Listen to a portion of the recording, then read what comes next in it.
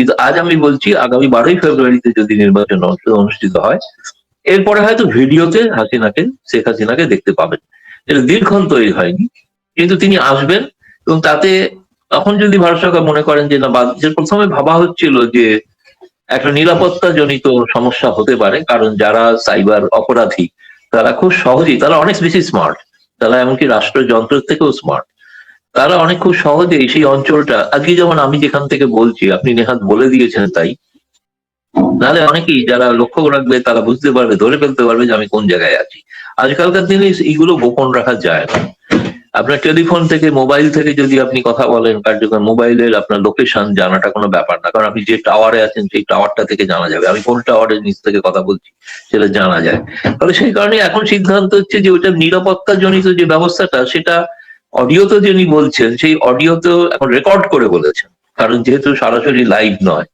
কারণ ভিডিওর ক্ষেত্রে এরকম একটা ভিডিও রেকর্ডিং লাইভ করে হয়তো দিতে পারেন, সরাসরি ভিডিওতে বলবেন এ কথা আমি বলছি না, কিন্তু ভিডিওটা রেকর্ডিং এর মাধ্যমে হতে পারে আগামী দিনে। কারণ বাংলাদেশের রাজনৈতিক প্রক্রিয়া উঠছে, ধীরে ধীরে তুঙ্গে উঠছে, প্রচার হচ্ছে। এটাই আপাতত আমার কাছে মনে হয়। আপনি যেটা বলেছেন, শেষ কথা যেটাই বলি যে ইয়েস, নিশ্চিতভাবে ভারত সরকারের সম্মতি, নীরব সম্মতি রয়েছে, তাই শেখ হাসিনা এই কাজগুলো করতে পারছেন। আমার এখানে জানার আছে যে ঠিক আছে, ভারত সরকার তার দিক থেকে দৃষ্টি দিচ্ছে, কিন্তু বাংলাদেশ সরকার যেহেতু সবকিছু করে বলা হয় দুই দেশের সমস্যার সমাধান করা হোক, বাংলাদেশের পররাষ্ট্র উপদেষ্টা বলছেন যে সম্পর্কটা ভালো করা উচিত, ভারতও বলে, ভারতের আনুষ্ঠানিকভাবে বলে যে আমরা সম্পর্কটা ডেভেলপ করতে চাই। সে জায়গায় বাংলাদেশ যখন অফিসিয়ালি কমপ্লেন করছে যে আপনারা কেন ইন্টারভিউ দিতে দিচ্ছেন, কেন তিনি রাজনৈতিক বক্তব্য দিচ্ছেন, এখন আবার উল্টো বরঞ্চ প্রেস কনফারেন্স অ্যালাউ করা হচ্ছে, এইটা কি বাংলাদেশ সরকারকে টোটালি ডিনাই করা না যে না তাহলে আমরা তাদের কোনো কথাই? এবং খুবই আমার কাছে একটি মানে নতুন জিনিস লক্ষ্য করলাম, যে যেটা আগে দেখিনি কখনো, যে বাংলাদেশে, ভারতে নিযুক্ত বাংলাদেশের হাই কমিশনার রিয়াজ হামিদুল্লাহ, তিনি যাবৎ ভারতের বিভিন্ন অঞ্চলে সফর করছিলেন, যাচ্ছিলেন, চাইছিলেন যে ভারত বাংলাদেশে নানা রকম সফট ডিপ্লোমেসির মাধ্যমে তিনি একটা সৌহার্দ্যপূর্ণ সম্পর্ক তৈরি করার চেষ্টা, তৈরি করছিলেন। এখন ইলেকশনের মুখে সেটা হয়তো সম্ভব নয়, তবুও তিনি গতকাল বোধহয় চণ্ডীগড়ে গিয়েছিলেন বিশ্ববিদ্যালয়ে, সেখানকে আমি দেখলাম একদল ছাত্র তারা বিক্ষোভ দেখিয়েছেন এবং তারা জয় বাংলা, জয় বঙ্গবন্ধু, আমরা বাঙালি এই স্লোগান দিয়েছেন, এবং সেটা তার উদ্দেশ্যেই দিয়েছেন আর কি। এটা একটা নতুন ঘটনা আর লক্ষ্য পড়লো, যার ভিডিওটাও আমি পেয়েছি আর কি। সেটা আমার কাছে মনে হয়েছে যে এই মুহূর্তে ধীরে ধীরে ভারতেও একটা বর্তমান সরকারের বিরোধী একটা মনোভাব এবার ক্রমশ প্রকাশ হতে শুরু করেছে আর কি।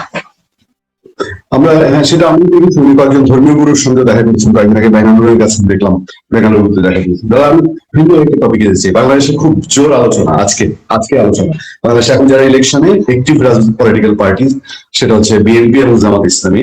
জামাত ইসলামী অভিযোগ করছে যে বিএনপি ভারতের সঙ্গে আপোষ করেছে। আবার ওয়াশিংটন পোস্ট নিউজ করেছে যে আমেরিকা জামাতের সঙ্গে গভীর বন্ধুত্ব করতে আছে, আমেরিকা মনে করে জামাত ক্ষমতায় আসতে পারে। ব্যাপারটা কি এরকম হয়ে যাচ্ছে যে ভারত বিএনপি কে চায়, আমেরিকা জামাতকে চায়, এবং ভারত ওই ওয়াশিংটন পোস্টের রিপোর্ট অনুযায়ী কিন্তু ভারত এবং আমেরিকার এখানে একটা দ্বন্দ্বের কথা স্পষ্ট উঠে আসছে। এই বিষয়টাকে আপনি কিভাবে দেখছেন? আমেরিকা কিন্তু আপনি দেখুন, আমি যতদূর বলেছি আপনাদের বিভিন্ন জায়গাতেও বলেছি, 2018 পর থেকে আমেরিকা জামায়াত সম্পর্কে তাদের নীতি পরিবর্তন করে, এবং বাংলাদেশ মিশনেও এখনো একজন খুব গুরুত্বপূর্ণ ব্যক্তি আছেন যিনি বাংলাদেশি, তিনি জামায়াত ইসলামে, তিনি সেখানে পোস্টেড আছেন, এবং যার 40 জন 42 জনের মতো শিবিরের সঙ্গে ঘনিষ্ঠ এরকম লোককে ভারতীয় আমেরিকান এম্বাসিতে নানাভাবে যুক্ত করা হয়েছিল আর কি। কিন্তু জুলাইয়ের এই বিপ্লবের পর তাদেরকে আবার সরিয়ে ভিন্নত্র নিয়ে যাওয়া হয়েছে। সম্প্রতি যে ব্রিটিশ হাই কমিশনার, তিনি সব থেকে দীর্ঘদিন বাংলাদেশে আছেন, বাংলাদেশে নিযুক্ত নতুন মার্কিন রাষ্ট্রদূত আসার আগে থেকেই, ভারতেও যিনি এসেছেন তারও আগে থেকে তিনি ওখানে আছেন। এবং তিনি যখন ঢাকা যান বছরখানেক আগে, তখন তিনিও দিল্লিতে প্রথম ভারতীয় কিছু সাংবাদিকদের সঙ্গে দেখা করতে চেয়ে তার মনোভাব বুঝতে চেয়েছিলেন। তিনি বুঝতে চাইছিলেন যে ভারত কি ভাবছে বাংলাদেশ সম্পর্কে। আমিও সেটাতে আমন্ত্রিত ছিলাম, কিন্তু দুর্ভাগ্যজনক ভাবে আমি সেদিন শারীরিকভাবে অসুস্থ হওয়াতে তার সঙ্গে দেখা করতে পারিনি। এবারও তিনি যে এসেছিলেন, এবার অবশ্য আমি আমন্ত্রণ পাইনি, কিন্তু অন্য যারাকেই গিয়েছিলেন, তিনি একটা রাউন্ড টেবিল বৈঠক করেছিলেন। তার কথা থেকেও যেটা বেরিয়ে এসছে যে তারা চাইছেন যে একটা বিএনপি জামায়াত জোট বাংলাদেশের সরকারের ক্ষমতায় আসুক, যদিও তার ঝোঁকটা কিন্তু জামায়াতের দিকেই বাড়ে। তিনি বলেছেন যে কথা সেই গোল টেবিলে, যে জামায়াত আগের মতো জামায়াত আর নেই, জামায়াত পরিবর্তন করেছে নিজেদের।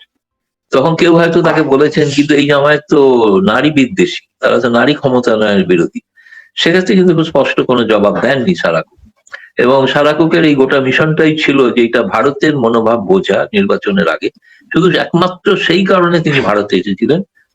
কিন্তু সম্পূর্ণ একটা প্রোটোকল লঙ্ঘিত বিষয়, একটি অন্য দেশে নিযুক্ত রাষ্ট্রদূত, যেটা সার্জিয়াই গোরের ক্ষেত্রে আপনি হয়তো আপত্তি করতে পারবেন না, কারণ তিনি, তাকে অ্যাপয়েন্টমেন্টই দেওয়া হয়েছে ভারত সহ দক্ষিণ এশিয়া এবং মধ্য এশিয়া, ফলে তার কিন্তু ম্যান্ডেটে রয়েছে সেটা।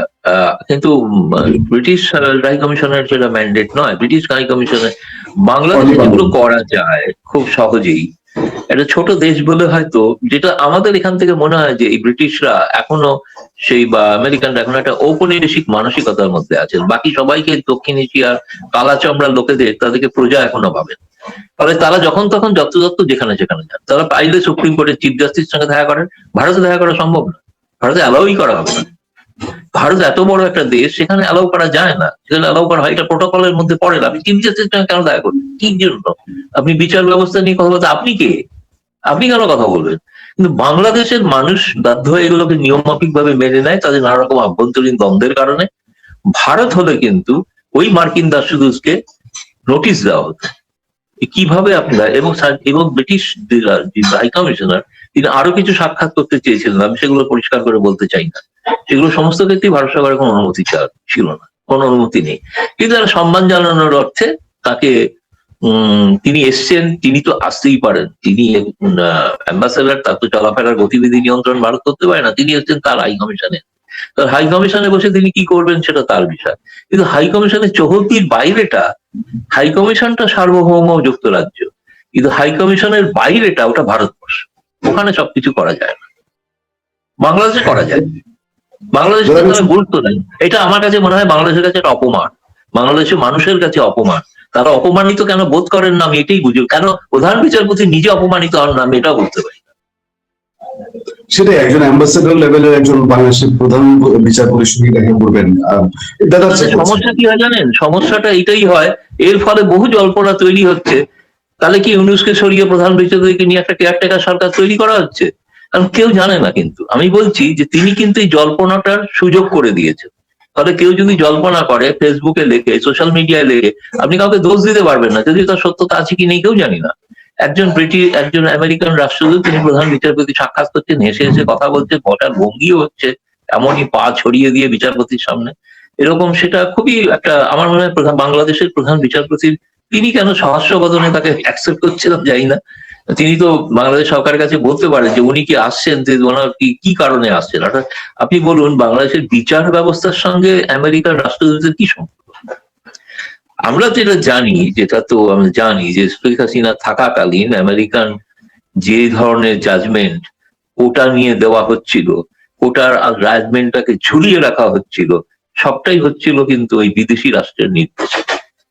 সেটা শেখ হাসিনা ধরতে পেরেছেন অনেক পরে, ক্ষমতা প্রায় চলে যাচ্ছে তখন বুঝেছেন, তার আগে ধরতে পারেনি। কেন কোটা আন্দোলনটাকে এত বৃহৎ করা হলো, এটা কিভাবে, কেন একজন বাংলাদেশের আইনমন্ত্রী তিনি এ ব্যাপারে কি করছিলেন, রহস্যজনক না? বাংলাদেশের বিচার ব্যবস্থা তারা কেন এত প্রলম্বিত করছিল বিষয়টাকে? হঠাৎ সে ডেটই দিয়ে দিল 5ই আগস্ট, যে ফাইনাল হিয়ারিং হবে, সে 5ই আগস্ট মানে যেদিন উৎখাত হয়ে গেল, তার আগে একটা লম্বা সময় দেওয়া হলো সেই তথাকথিত ছাত্রদের নামে শিবিরকে, সে গোটাটা যাতে একটা আন্দোলন হতে পারে। এনিওয়ে, যাই হোক, সেগুলো তো এখন পোস্টমর্টেমের ব্যাপার। কিন্তু আমার কাছে বলতে চাই আগামী দিনের সমস্ত নানা ধরনের জল্পনা তৈরির কিন্তু একটা, আমি বলবো প্রসূতি ঘর হচ্ছে আমেরিকা এবং ব্রিটিশের রাষ্ট্রদূতেরা। দাদা, আমরা আরেকটা গুরুত্বপূর্ণ আলোচনা দিয়ে আজকে অনুষ্ঠান শেষ করবো, তার মাঝে একটু ছোট্ট ভিন্ন একটা বিষয়। আমরা যারা সংবাদ নিয়ে কাজ করি আমরা জানি আমাদের উৎসাহ তৈরি হয়েছে আজকে ভারতের প্রজাতন্ত্র দিবসের বাংলাদেশের ভারতীয় কমিশনের অনুষ্ঠান। এটা নিয়ে কোনো মিডিয়া কভারেজ নাই, আমরা জানি, বা ভেতরের কোনো তথ্য আমরা পাবো না। কিন্তু যেখানে বাংলাদেশে এখন যারা ক্রিয়াশীল আছে, বিএনপি, জামাতে ইসলামী, অ্যাডভাইজাররা, উপদেষ্টারা, সুশীল সমাজের নেতৃবৃন্দ, সাংবাদিক যারা আছেন, সব হাই প্রোফাইল লোকজন একত্রিত হবে। বিএনপি এর মধ্যে আমন্ত্রণ পেয়েছে, তারেক রহমান আমন্ত্রণ পেয়েছেন, প্রণয় বর্মা নিজে দাওয়াত দিয়েছেন। এর কি বিশেষ কোনো মহত্ব আছে মনে করেন এই একটা ক্রাইসিস সময় যখন এরকম একটা গেট টুগেদার হতে যাচ্ছে?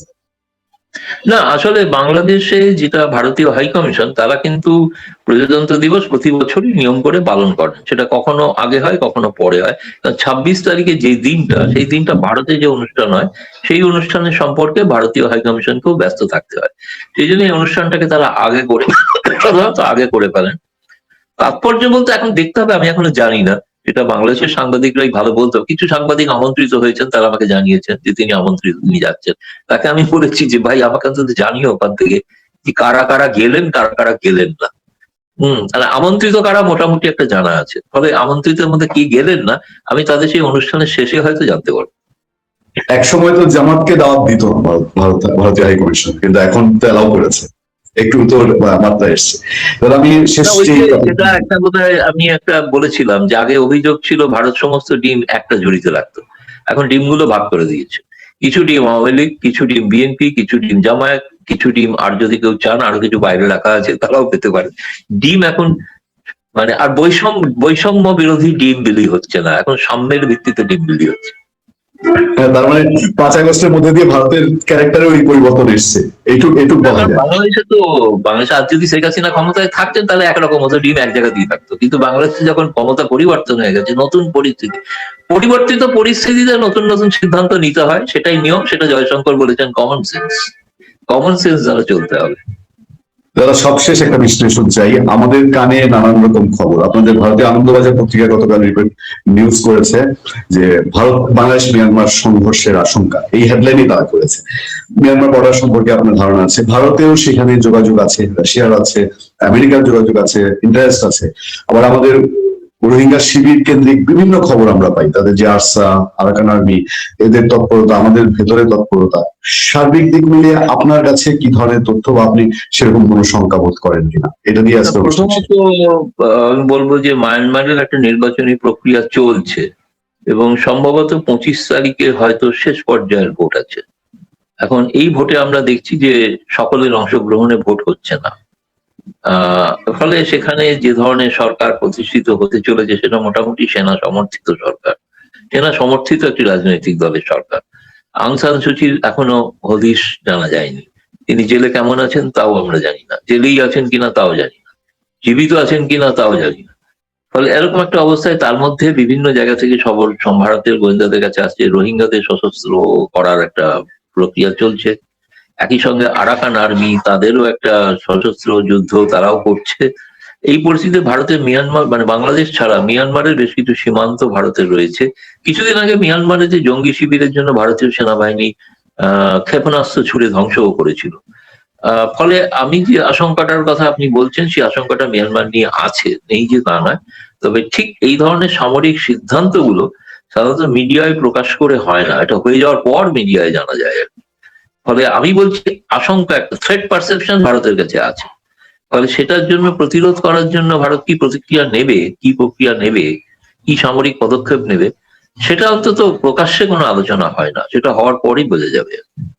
আনন্দবাজার বলেছে যে বাংলাদেশের সঙ্গে সংঘাত হতে পারে।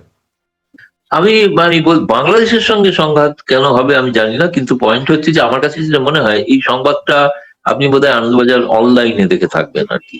আনন্দবাজার অনলাইনে যে সংবাদ প্রকাশিত হয়েছে সেটা কিন্তু বাংলাদেশে আনন্দবাজারে কিন্তু প্রিন্ট এডিশনে কিন্তু আমার চোখে পড়েনি। প্রিন্ট এডিশন ছিল, এটা মূলত প্রিন্ট এডিশনের খবর অনলাইনে খুব ছোট করে এসেছে। আচ্ছা, আমি কোনো কারণে মিস করেছি, কিন্তু আমি ভারতের আর কোথাও কিছু দেখিনি, আর কোথাও মানে দেখিনি খবরটা আর কি। আমি যেহেতু হয়তো আমি ট্রাভেল করছিলাম বলে মিস করেছি, ফলে কিন্তু আমার কাছে মনে হচ্ছে এই থ্রেট পারসেপশনটা আছে বোধ বাংলাদেশ মায়ানমার দুদিক থেকেই আছে, নেই যে তা না। ওই যে বললাম রোহিঙ্গারা সশস্ত্র হচ্ছে, রোহিঙ্গারা তো বাংলাদেশে আছে, তাই না? বাংলাদেশের রোহিঙ্গাদের ক্যাম্পটা তো বাংলাদেশে, যারা ওখান থেকে বিতাড়িত হয়ে এসছে। ফলে সেই কারণেই বাংলাদেশের নামটা হয়তো জড়িয়ে আছে, কিন্তু আমি একটু খোঁজ নিয়ে ব্যাপারে বলতে পারবো।